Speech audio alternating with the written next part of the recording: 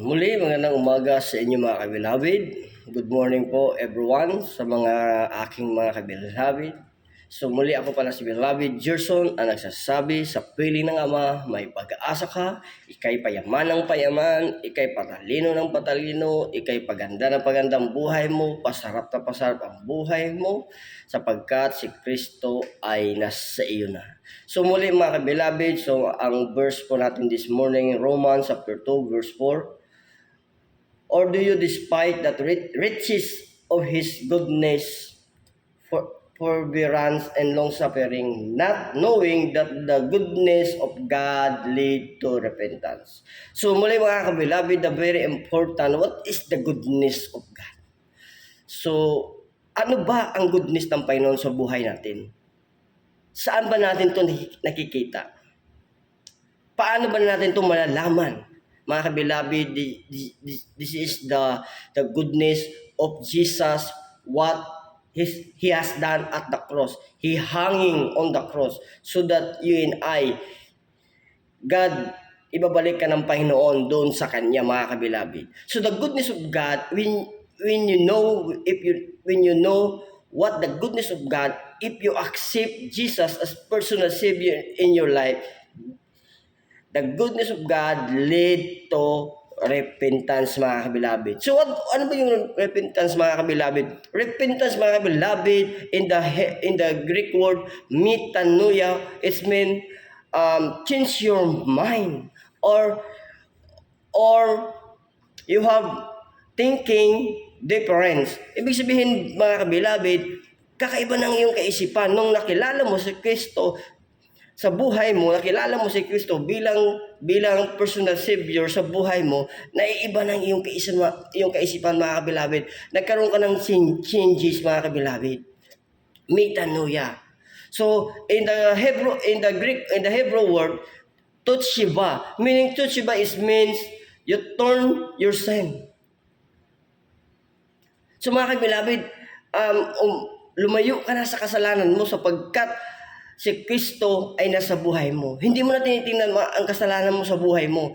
Hindi mo na kinukondem ang sarili mo na ikaw nagkakamali, ikaw patuloy nakagawa ng kasalanan sapagkat, mga kabilabid, if anyone in Christ is there no condemnation, mga kabilabid. So hindi ka na kinondem ng Panginoon na ikay makasalanan sapagkat nung nakilala mo si Kristo bilang tagapagligtas ng buhay mo, ang tingin ng Diyos Ama sa iyo, you are accepted in the beloved. So mga kabilabid, so Hebrews 4:16 sabi ito, let us therefore come boldly unto the throne of grace, that we may obtain mercy and find grace to help in times of trouble. Mga kabilabid, in times of our trouble, we find mercy because we are accepted in the beloved. We are the son and daughter of God, mga kabilabid, so that the moment your experience obstacle, problem, ano may mga pagsubok sa buhay mo, you find mercy to our God because you have the right. You have the right because you are the son and the daughter of God, mga kabilabid. So ano ba yung grace, mga kabilabid?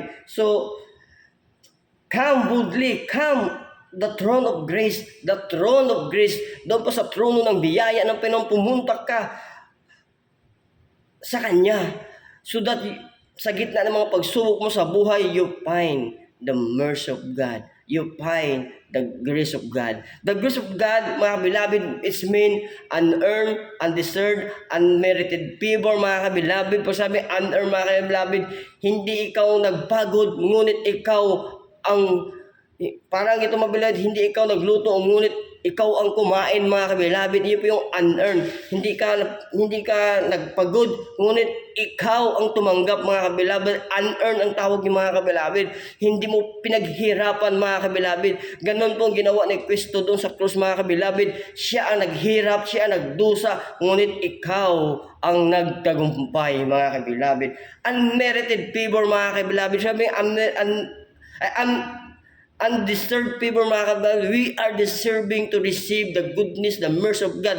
But because Jesus paid His worth at the cross, you are deserving now mga kabilabid.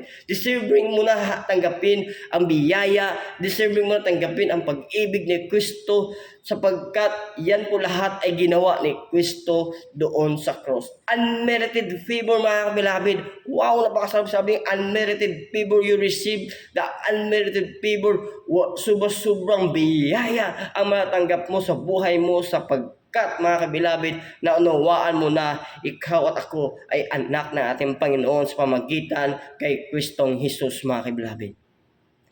So in time of your trouble mga kabilabid, if you come the throne of grace, you find mercy of God. If you come the throne of the goodness of God, you find the mercy of God. Mga kabilabid, today, don't condemn yourself. Wag mo sisihin ang sarili mo na ikaw makasalanan. Today, don't look your sin. Don't focus the sin in your life. Focus what Jesus has done in your life so that the Spirit of God in us. And then mga kabilabid, dahil ang Espiritu ng Panginoon na sa buhay mo na nag-overflowing sa buhay mo, yan po bilabid, ang ilalabas niya mga kabilabid ay pag-ibig sa kapwa mga kabilabid.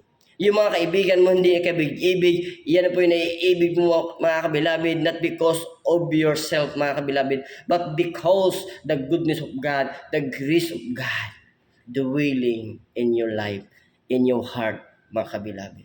So napakaganda mga kabilabid. Hebrews verse 8:12 mga kabilabid, for I will forgive their wickedness and I will remember their sin no more. Mga kabilabid, because of our Lord Jesus demonstrate at the cross mga kabilabid, the moment you believe, the moment you receive our Lord Jesus Christ as personal Savior in your life, the promise of God in our life, your sin and my sin, I remember no more. Past, present, future mga kabilabid, God declare our sin, I remember no more. Yan mo mga beloved, so that we rejoice the goodness of God. We glorify to our Lord Jesus Christ sapagkat mga kabilabid, kinalimutan na niya ang ating mga kasalanan. At mga kabilabid, dinipusit na niya ang kanyang banal na espiritu sa ating mga puso, dinipusit na niya ang kanyang pag-ibig sa ating mga puso, dinipusit na niya ang kanyang biyaya sa ating mga puso. At ngayon mga kabilabid, ano mo yung mga pagsubok sa buhay mga kabilabid, dahil naunawaan mo na mga kabilabid na ikaw ay mahal na ating Panginoon, hindi ka na matitinag sa mundong ibabaw. So, God bless you mga kabilabid. In Jesus' name, Amen.